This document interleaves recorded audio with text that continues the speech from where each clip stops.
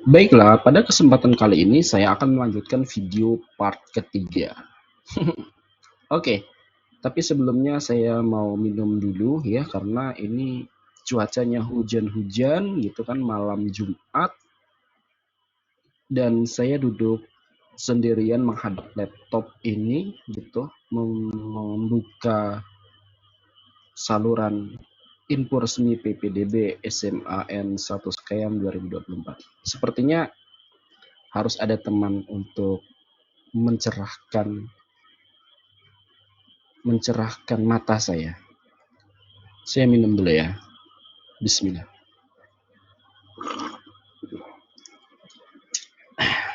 Satu seduhan itu membuat saya semakin segar. Oke, kita akan melanjutkan pembahasan berikutnya. Di sini juga kami sudah membagikan banner di mana di sini dijelaskan untuk alur pendaftaran jalur mutasi.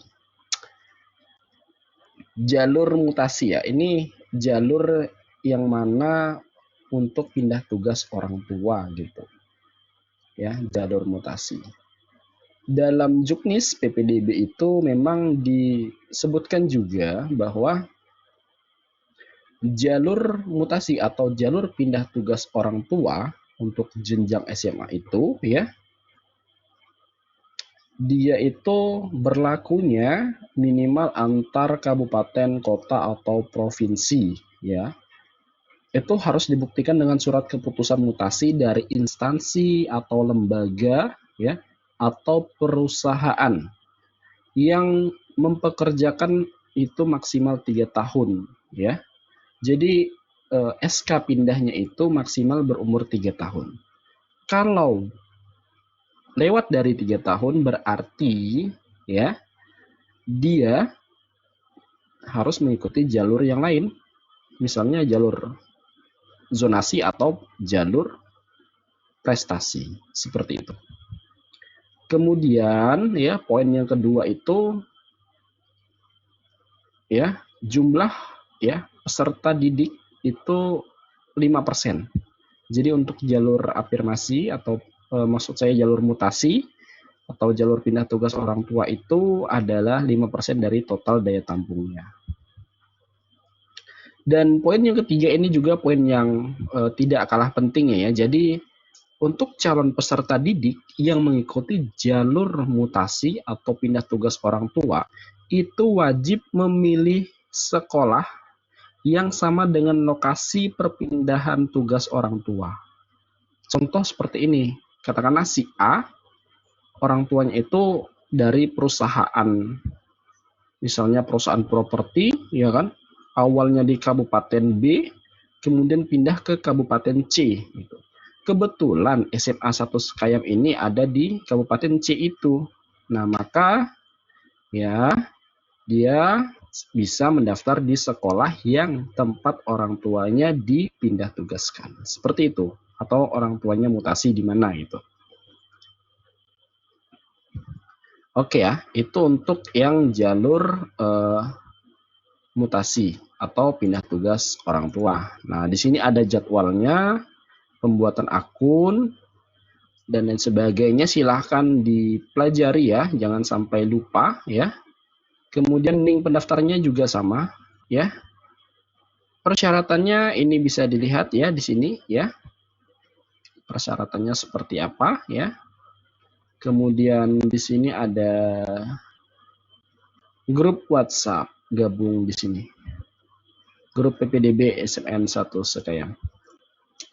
Oke, kemudian kita masuk ke persyaratan yang terakhir yaitu untuk jalur prestasi rapor dan prestasi non akademik, akademik non akademik atau menggunakan sertifikat. Dari masing-masing jalur prestasi ini ya, untuk jalur prestasi rapor itu berdasarkan nilainya, nilai pengetahuan. Jadi kalau yang masih kurikulum 2013 itu kan ada pengetahuan dan keterampilan. Jadi yang digunakan itu nilai pengetahuannya. Dan bagi yang udah kurikulum merdeka di SMP-nya atau MTS-nya atau sederajat gitu kan, maka yang digunakan adalah nilai gabungannya. ya, gabungan nilai dari pengetahuan dan keterampilan. Karena nilainya kan cuma satu ya, yang untuk kurikulum merdeka. Kemudian ya, nilai yang digunakan itu adalah nilai semester 1 sampai semester 5 ya, untuk prestasi rapor ya.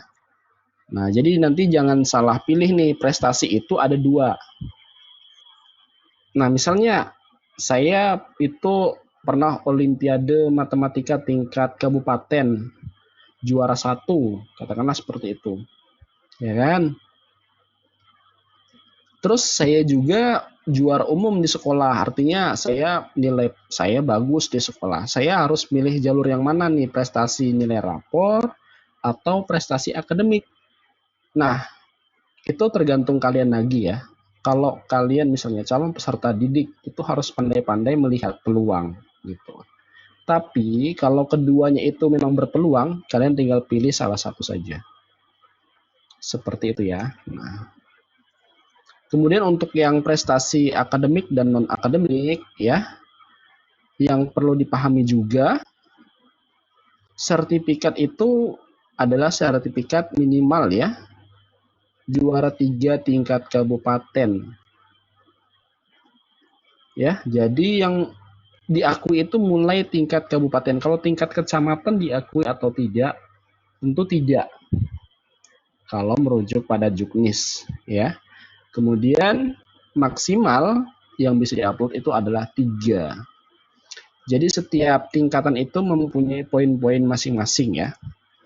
Untuk poin masing-masing setiap jalur itu ya diatur dalam juknisnya masing-masing. Dari 20% jalur prestasi ini ya, untuk jalur nilai rapor, rata-rata nilai rapor itu kuotanya 15%. Sedangkan untuk yang akademik dan non-akademik itu 5%. Jadi lebih sedikit ya, yang akademik dan non-akademik itu lebih sedikit. Kemudian ada poin penting juga untuk yang menggunakan prestasi akademik dan non-akademik ya, yaitu ya piagam ataupun sertifikat yang diperhitungkan itu adalah sertifikat dari kejuaraan yang diselenggarakan oleh pemerintah atau lembaga yang diakui pemerintah. Ya, lembaga yang diakui pemerintah, diselenggarakan oleh pemerintah atau lembaga yang diakui oleh pemerintah. Kemudian itu dibuktikan dengan sertifikat atau piagam penghargaan ya, ataupun lampiran keterangan prestasi ya, atau yang bersifat kompetisi yang kemudian dikeluarkan oleh pemerintah, Pemda atau BUMN atau BUMD atau lembaga pendidikan dan lembaga lain ya. Misalnya nih, katakanlah si A pernah mengikuti kegiatan kejuaraan tingkat provinsi dan juara nih, juara 1, 2 atau 3 misalnya. Katakanlah juara 3 gitu kan. Itu harus juga melampirkan ya surat keterangan dari pemerintah atau Pemda atau BUMN atau BUMD atau lembaga pendidikannya, berarti SMP atau MTS-nya. Ya, yang paling simpel itu membuat surat keterangan lampiran gitu tentang prestasi yang benar-benar milik dia gitu. Itu dari SMP atau dari MTS-nya atau pendidikan sebelumnya gitu ya. Kemudian ya, masa berlaku itu paling lama 3 tahun sebelum tanggal 18 Juni 2024. Jadi sertifikat itu memiliki masa berlaku paling lama 3 tahun. Nah, seperti itu.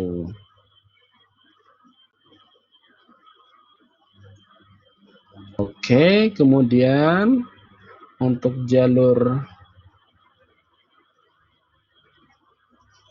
prestasi seperti itu ya penjelasannya.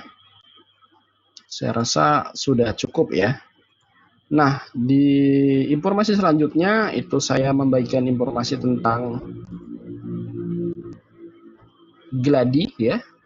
Gladi yang kedua yang dilaksanakan hari ini.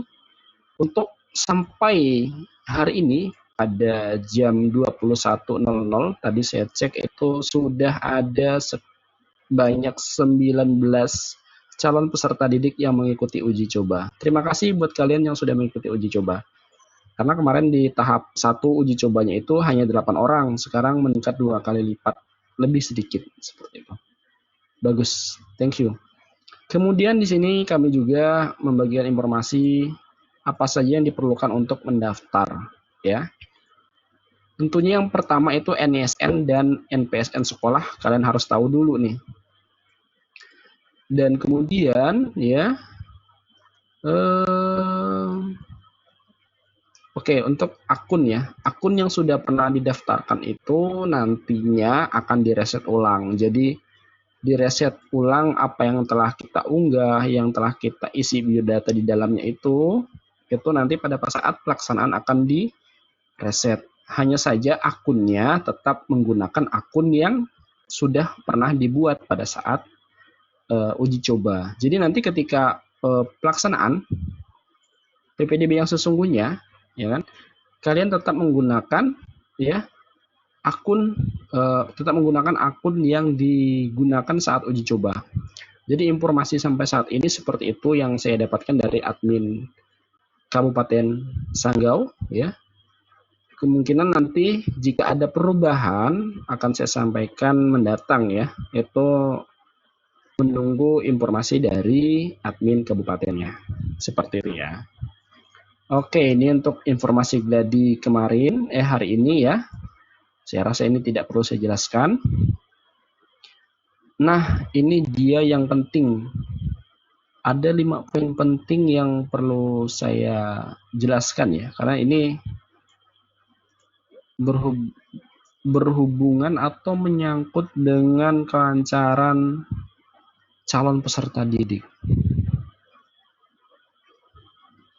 Nah, untuk lulusan tahun lalu, ya pada poin pertama ini, ya lulusan tahun lalu itu kan otomatis NISN-nya tidak bisa digunakan untuk mendaftar. Maka harus lapor dulu ke nomor operator. Nomor operator itu yang mana? Ada di brosur ini ya. Nah, ini dia nomor operatornya. Nanti silakan pilih salah satu nomor operator yang ada di sini. Terus laporkan masalahnya apa, kendalanya apa. Menggunakan format ini ya. Pastikan belajar untuk tertib gitu. Jadi biar enak nanti operator langsung bacanya ini, oh ini peserta calon peserta didik gitu. Jadi nanti operator enak melihat chatnya, terus tahu namanya siapa, NISN-nya, kemudian tahun lulusnya. Keterangannya NISN tidak terdaftar untuk yang poin 1. Sedangkan untuk yang poin 2, ini kendala pada saat pendaftaran ya. Silakan kalian ikuti format yang sudah diberikan ini, supaya nanti enak untuk menyelesaikan permasalahan pendaftaran atau PPDB-nya. Nah, poin ketiga ini poin yang sangat penting juga, tapi kami dari panitia PPDB dengan senang hati membantu calon peserta didik yang mengalami kesulitan, ya, baik melalui HP atau WA ataupun nanti datang langsung ke sekolah, dan kami akan membuka pelayanan untuk PPDB itu dimulai tanggal 18 Juni ya 2024. Pastikan ya kalau memang tidak sangat mendesak dan memungkinkan untuk datang ke sekolah, datang saja ke sekolah. Seperti itu. Karena susah untuk dijelaskan ya, tapi ya itulah dia kenyataannya. Oke, kita langkahi poin ketiga. Sudah saya jelaskan maksudnya. Kemudian poin yang keempat. Poin yang keempat ini yang perlu diperhatikan saat membuat akun PPDB online ya. Pastikan kalian menggunakan NISN milik sendiri. Jangan sampai menggunakan NISN milik orang lain. Karena ini kejadian di 2 tahun sebelumnya. Jadi ada siswa itu mendaftar menggunakan akun kawannya. Jadi otomatis nanti yang muncul kan data-data kawannya gitu ya. Data-data milik NISN orang lain gitu, bukan milik kita. Jadi pastikan NISN itu tidak atau milik kita sendiri gitu. Ada juga kejadian NISN itu sama dengan orang lain. Nah, itu wajib lapor ya. Nanti harus lapor ke admin biar nanti dibantu sama admin untuk mengecek NISN-nya. NPSN sekolah, mengetahui NPSN sekolah ya, itu wajib. Nah, ini juga poin akun email ini ya harus diingat. Kemudian juga password harus diingat. Tambahan untuk poin keempat ya, itu nomor handphone harus bisa dihubungi. Oke, kemudian poin yang kelima, semua kegiatan PPDB tidak dipungut biaya dan gratis. Sekali lagi, jika ada dari panitia ataupun yang mengatasnamakan panitia PPDB SMN 1 Sekayam berlaku ataupun memperlakukan calon peserta didik menekan, memaksa, meminta, ataupun menerima dengan sukarela, itu tidak diperkenankan. Tidak diperkenankan ya. Jadi semuanya gratis tanpa dipungut biaya untuk proses pendaftaran PPDB ini. Baiklah ya. Untuk selanjutnya itu sudah sampai di materi terakhir. Cukup sampai di sini dulu dan saya mohon maaf apabila pembawaannya memang tidak formal dan bahasa yang saya gunakan campur-campur ya. Terima kasih telah menyimak video ini. Semoga PPDB tahun ini berjalan dengan lancar dan kita bisa bertemu di sekolah. Assalamualaikum warahmatullahi wabarakatuh.